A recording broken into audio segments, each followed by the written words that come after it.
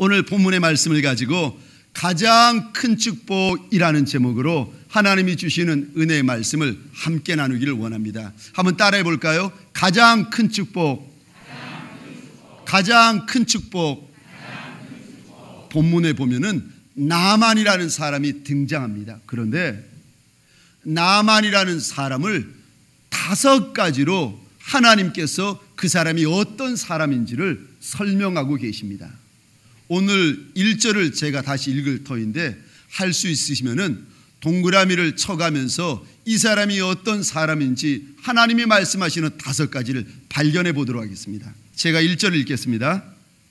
아람 왕의 군대장관, 군대장관의 동그라미를 한번 쳐보시고요. 나아만은 그의 주인 앞에서 크고 존귀한 자, 크고 존귀하다라는 부분에 동그라미를 쳐보시고, 이는 여호와께서 전에 그에게 아람을 구원하게 하셨음이라 아람을 구원하게 하셨다라는 부분에 동그라미를 쳐보시고, 그는 큰 용사, 큰 용사의 동그라미를 쳐보시고, 나병 환자더라, 나병 환자의 동그라미를 한번 쳐보십시다. 군대장관, 크고 존귀한 자, 아람을 구원한 자, 큰 용사, 그리고 나병 환자. 이것이 성경에서 말하는 나만이라는 사람을 설명하고 묘사하고 있는 내용들입니다. 그런데 앞에 나오는 4가지, 존귀한 자, 큰 용사, 아람을 구원한 자, 군대 장관, 이거는요 나만이 얼마나 크고 존귀한 인생인지를, 영광스러운 인생인지를 보여주고 있습니다. 그런데 마지막 5번째에 나오는 나병 환자, 이 말은 우리에게는 그저 한 단어에 불과하고 병명에 불과하지만은 정작 이 병에 걸린 나만에게는 해결할 수 없는 문제, 그 평생의 절망거리였습니다. 아니, 생각해 보십시오. 큰 용사면 뭐하고 나라를 구원하면 뭐합니까? 그가 나병 환자 걸렸는데, 그가 나병 환자인데, 아니 존귀하면 뭐하고 영광스러우면 뭐하겠습니까? 불치의 병에 걸려서 죽어가고 있는 인생인데요.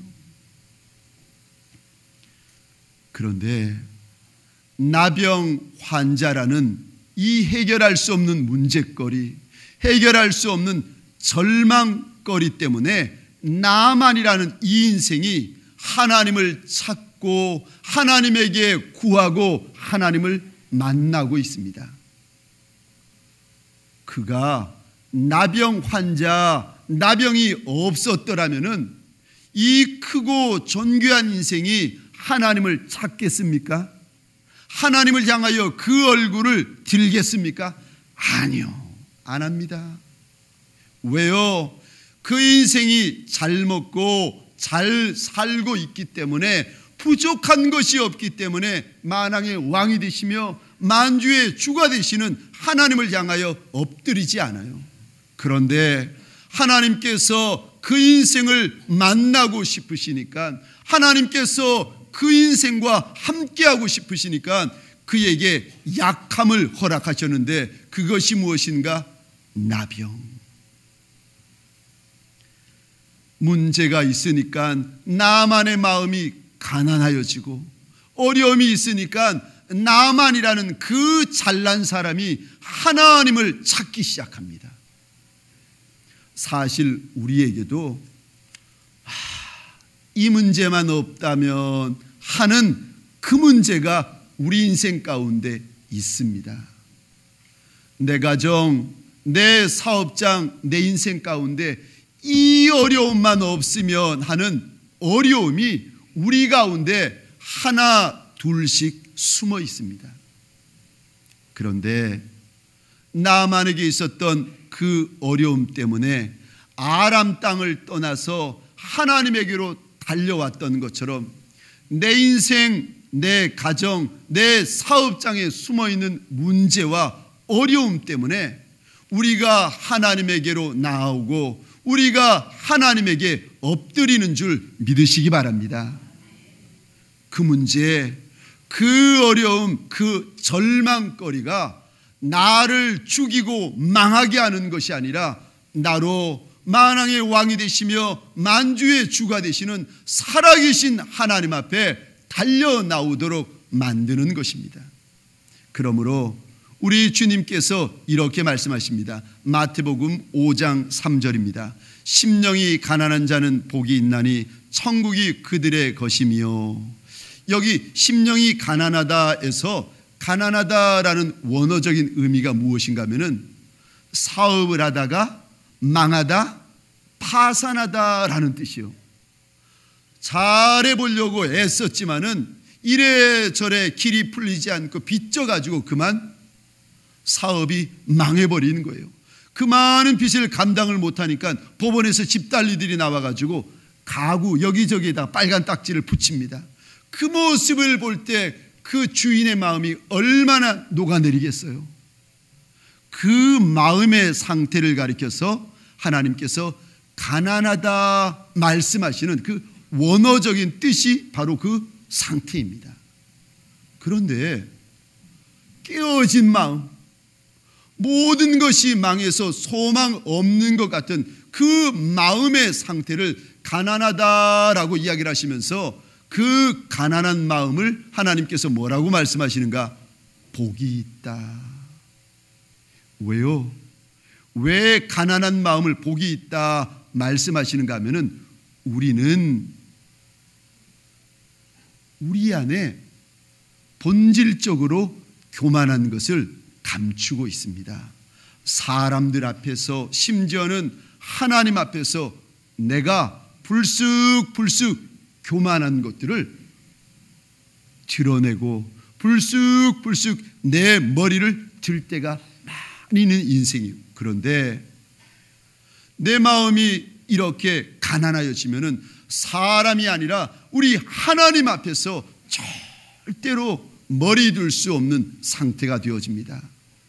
완전히 내 마음이 깨어지고 완전히 내 심령이 물처럼 녹아내리는 그 상태. 그래서 하나님의 은혜에 대해서 활짝 열리고 하나님의 임재, 하나님의 나라에 대해서 온전히 열려있는 상태. 그래서요, 그런 사람은 하나님의 다스림 가운데 들어가기 때문에 그 마음의 상태를 보시면서 하나님이 복이 있다 말씀하시는 겁니다. 사랑하는 우리 동방교회 모든 성도님들에게 소원합니다. 내 안에 있는 문제거리, 내 안에 있는 절망거리가 나를 망하게 하고 나를 죽이는 것이 아니라 나로 하나님에게 향하게 하는 줄 믿으시기 바랍니다. 문제거리 만날 때마다 아하, 내가 하나님을 향할 때이구나 깨달으시기 바랍니다. 어려움거리 만날 때마다 그래, 내가 하나님 만날 때이구나, 다시금 하나님을 만나는 저와 여러분들 되시기를 주의 이름으로 축원합니다. 오늘 본문에 보면은 나아만이, 그 잘난 나아만이 나병에 걸려서 그 불치의 병에 걸려서 하루하루 살아가는데 이 나아만에게 복된 소식이 들려옵니다. 이스라엘에서 잡아온 계집 종이 주인에게 말하기를 우리 주인이 이스라엘 땅 하나님의 사람 엘리야에게 나아가면, 엘리사에게 나아가면은 병을 고친다는 거예요. 복음 중에 복음이고 복 중에 가장 큰 복이지요. 이 이야기를 듣자마자 아람 장군 나아만이 아람 나라에서부터 이스라엘까지 달려옵니다. 병을 고친다, 이것이 나아만에게는 가장 큰 복음이었던 것처럼 우리 인생들에게 가장 큰 복이 있습니다. 우리 모든 사람들에게 가장 큰 최고의 복이 있어요. 그게 무슨 복인 줄 아십니까? 우리 인생들이 세상에서 경험할 수 있는 가장 큰 복이 무엇인가 하면은 예수님을 나의 주님이라 믿고 고백하는 복이 최고의 복인 줄 믿으시기 바랍니다. 우리는요, 종종 착각하는 분들이 계세요. 잘 먹고 잘 살고 잘 입고 잘 되는 것이 최고의 복이다. 아니요. 어떤 분들은요, 잘 먹고 잘 살고 잘 되는 것과 예수 믿는 것과 그 복의 수준이 같은 수준이라고 생각하는 분들이 계세요. 아니요, 그렇지 않습니다. 세상에서 가장 큰 복, 최고의 복은 바로 하나님을 내 하나님이라 고백하고 예수를 나의 선한 목자라, 나의 주, 나의 하나님이라 고백하는 이 믿음이요, 예수를 나의 주님이라 고백하는 이 믿음이 세상에서 제일 큰 복이요, 제일 좋은 복이요. 그래서 이 복이 있으면은요, 최고의 복, 예수를 나의 주, 나의 하나님이라 믿고 고백하는 이 복만 있으면은요, 다른 복은 있어도 괜찮고 없어도 괜찮고요, 있으면 좋고 없어도 좋고.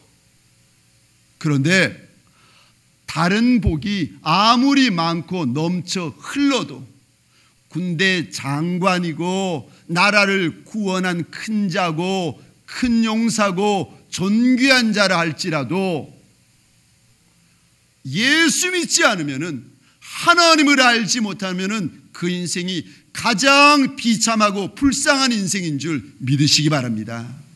그래서요, 오늘 본문에 나오는 나만, 그가 비록 나병 환자일지라도 그에게 많은 문제가 있고 질병 덩어리의 인생이라 할지라도 예수 믿으면 가장 복 있는 인생입니다. 왜요? 생각해 보세요. 다른 모든 좋은 것, 우리가 생각하기에 복이라고 하는 것은요, 순간적입니다. 잠시 잠깐이에요. 안개와 같고요, 어떤 복은 배설물과 같은 복이 있습니다.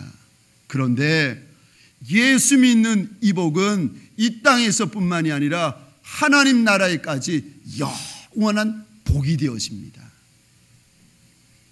하나님께서 아브라함에게 이렇게 말씀하십니다. 아브라함아, 두려워 말라. 나는 내 상급이요 너의 지극히 큰 상급이다. 여기서 지극히 큰 상급이라는 말은 크고 큰 상급이라는 뜻인데요, 히브리 말로 가장 큰 상급, 세상에서 제일 큰 상이라는 거예요. 우리 인생이 세상에서 받을 수 있는 가장 큰 상, 가장 큰 축복이 무엇인가 하면은 우리 하나님이세요. 제가 말하는 것이 아니라 우리 하나님께서 아브라함에게 주셨던 말씀이요.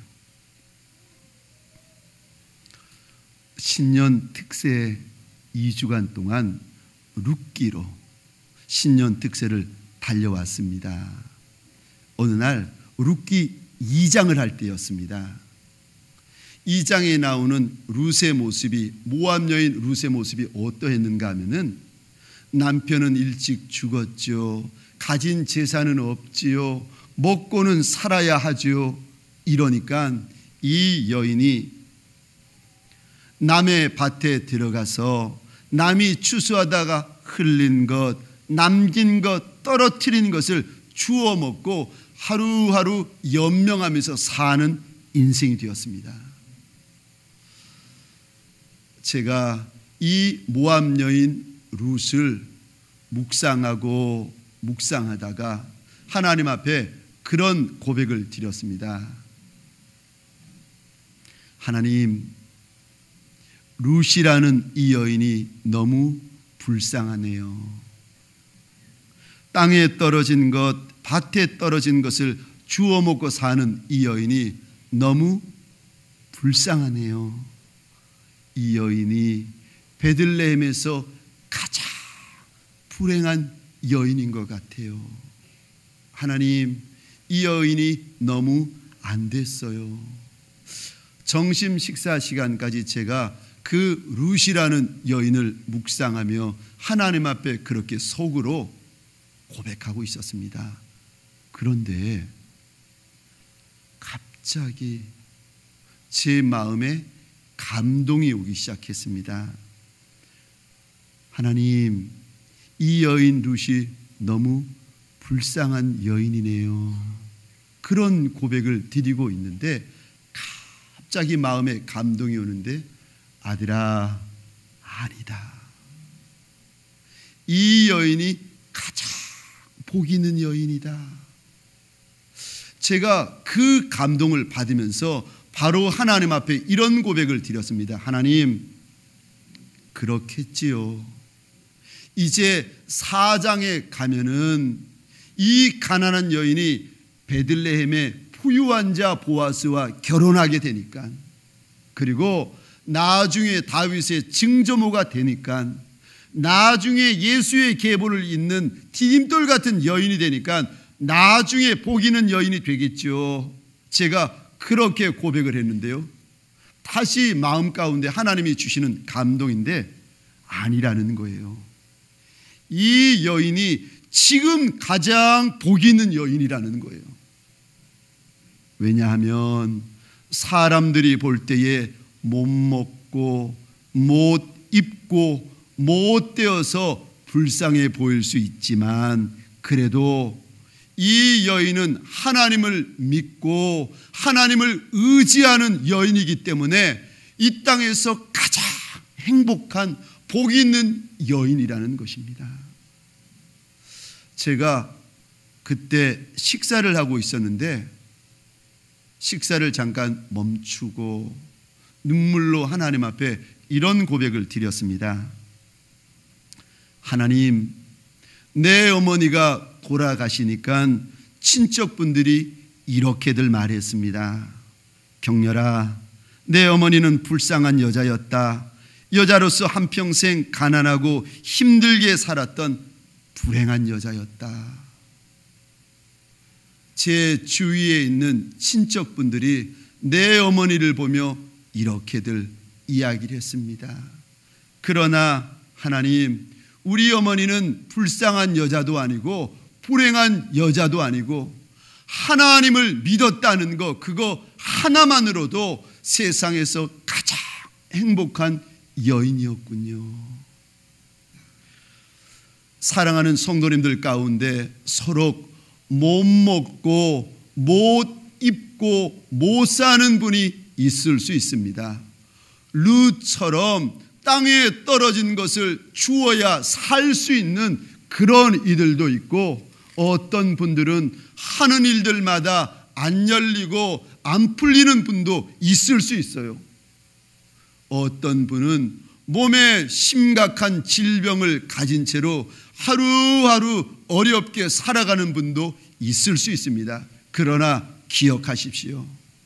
세상적으로 육신적으로 내 모습이 어떠하든지 간에 내가 하나님을 나의 하나님이라, 예수를 나의 주라 믿고 고백하는 그 인생은 가장 복받은 인생인 줄 믿으시기 바랍니다.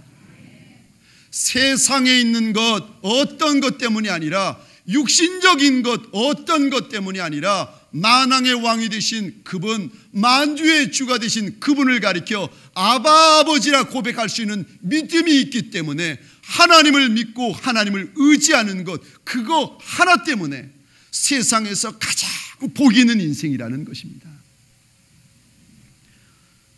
저희 장인어른께서 고혈압에 당뇨에 이런저런 질병 때문에 고생을 하고 계십니다.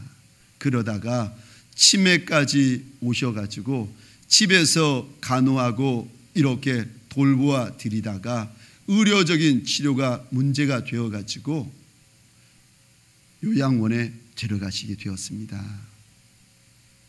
시간이 지나고 나서 장인어른이 어떻게 계시나 궁금해가지고 요양병원에 갔는데, 그 치매 때문에 장인어른께서 아내의 얼굴도 몰라보시고 사랑하는 딸인 제 아내의 얼굴도 몰라보시는 거예요.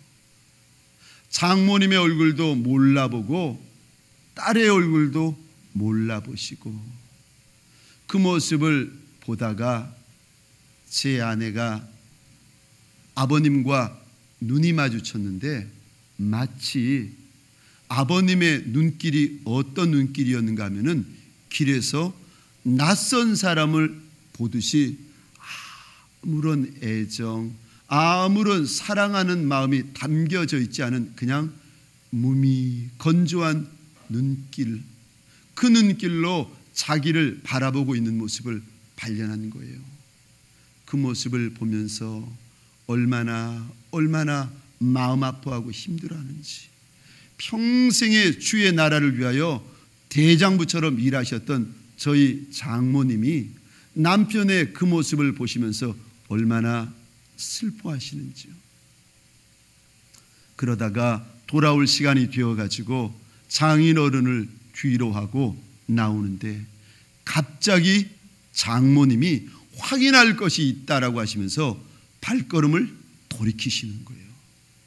그리고는 장인어른이 계시는 그 요양원, 그 병실로 뛰어가시더니 아내도 기억하지 못하고 딸도 기억하지 못하는 그 장인어른에게 갑자기 엄지손가락을 세우시더니 이렇게 외치는 거였습니다. 예수 내 구주! 그 순간에 치매 때문에 모든 것을 잊어버린 장인어른께서 함께 손가락을 치세우시더니 희미한 목소리로 대답을 하시는 거예요. 예수 내 구주. 혹시라도 치매 때문에 예수님을 잊어버리는 날이 올까 싶어서 아버님 식사할 때마다 어머님이 예수 내 구주, 예수 내 구주 손가락을 세워가면서 아버님과 확인하고 아버님에게 확인하고 했던 그 많은 날들, 치매 때문에 사랑하는 아내의 얼굴은 있는 날이 오고 치매 때문에 사랑하는 딸의 얼굴은 잊어버리는 날이 온다 할지라도 내 영원한 주인 되시는 그분의 이름은 잊지 않으셨던 우리 아버님,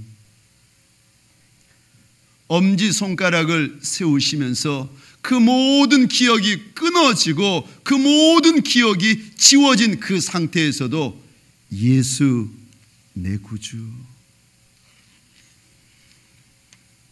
출애굽기 20장 3절입니다. 너는 나 외에는 다른 신들을 내게 있게 말지니라. 호세아서 13장 4절입니다. 내가 애굽 땅에서 나옴으로부터 나는 내 하나님 여호와라. 나밖에 내가 다른 신을 알지 못할 것이라. 나 외에는 구원자가 없느니라. 말씀을 마치겠습니다. 꼭 기억하셔야 됩니다.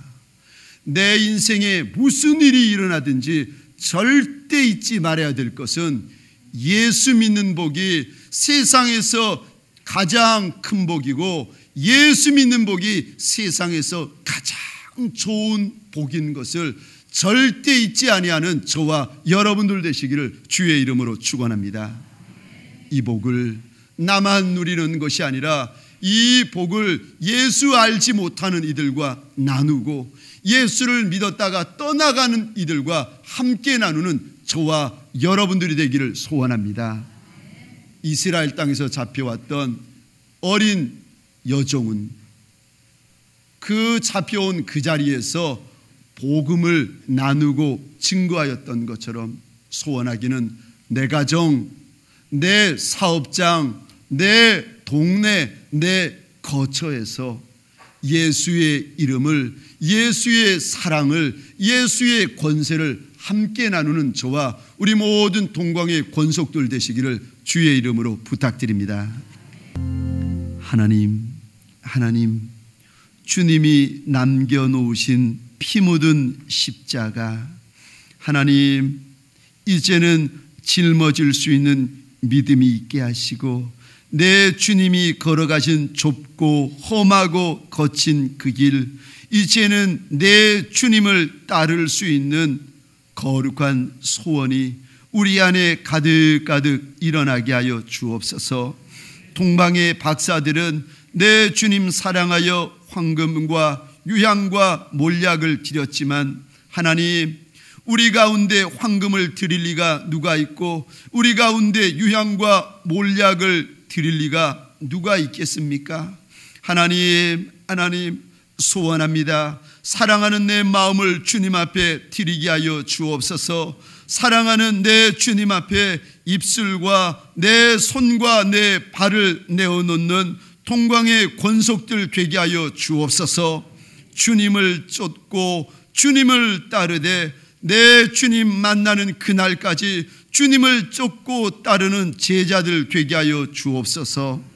하나님, 하나님, 내 주님 기뻐하시는 이 일에 제외되며 외면하며 멀어지는 이가 없게 하옵소서. 모든 말씀 예수 그리스도 이름으로 기도합니다. 아멘.